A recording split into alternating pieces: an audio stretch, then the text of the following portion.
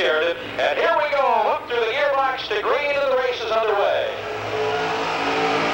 Well, Robert Kuenzlen having a look inside, wanting to put Chad McGlynn out of the race early, and boy, does a great job to hold that car together into turn one.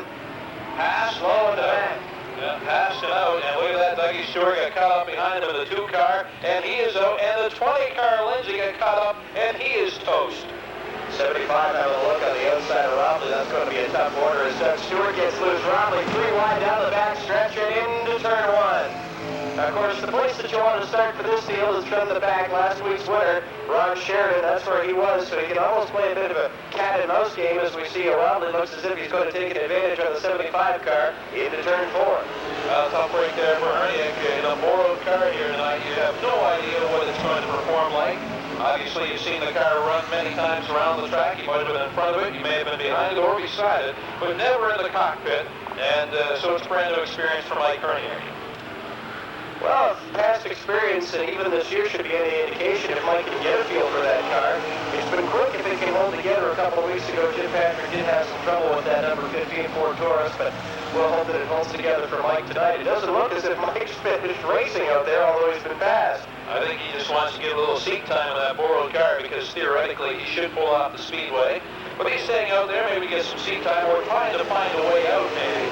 Maybe he doesn't realize he's been passed. Chad McGlynn still setting the pace around this Delaware Speedway. Doug Brown, Dion Verhoeven, and Brad Graham is trying to chase down the 77 car. Steve Robblee breaking away a little bit now as we're going to be 5 laps in, halfway through this top 10 Eliminator this time by. Well, there's the black flag, and who did that go to? Did that go to, certainly not Robblee, I don't think, did it? Get a score on the black flag there. Oh, it was an accidental black flag. I think the black flag was for the 28 car. Oh, okay, black flag was for the 28, Steve Robblee. So that leaves Ron Sheridan all alone trying to catch up to the pack. He's likely going to run out of time, but look at this 4-car battle that we have. Any one of these 4 cars in 3.5 laps could certainly win this top 10 Eliminator.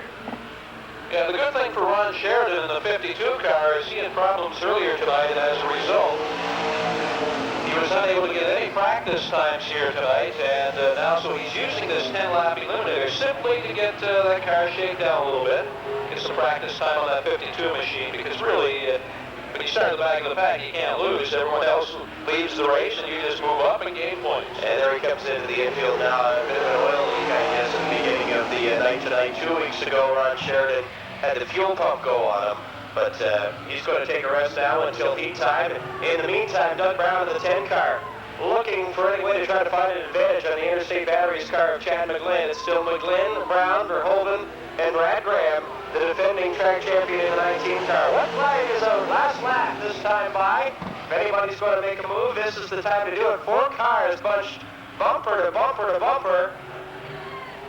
And it's all going to come down to the last turn, the top 10 Eliminator, although Brad Graham lets off the pace a little bit here. Well, it looks like it'll be McGlynn. He'll pick up 5 points as they head to the checkered flag. Brown will finish second, Verhoeven third. The 19 car, Brad Graham, in the 4th position, and 5th will be the 52 car, Ron Sheridan. Now, we do have the transponders on these cars, the electronic device underneath the cars around the speedway. Hitting about 115 on the back and front straightaways, average speed of 88 miles an hour. That's pretty quick, and the number 19 Walrus Motors Tungsten Cozy Media Link Pontiac Grand Prix is about due for a top 3 finish, but right now we look at our winner, and for Chad McGlynn, the winner of the top 10 Eliminator in the Interstate Batteries, number 18. All right, congratulations to Chad. So we have a number of dignitaries in attendance here tonight, and first of all, some people celebrating birthdays. Peter Flanagan, and he said the 29th birthday again. I'm not sure how many times. It might be the first for all I know.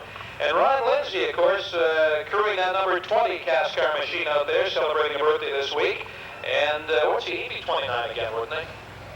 I think so. Yeah. And also want to say a special hello to a good buddy of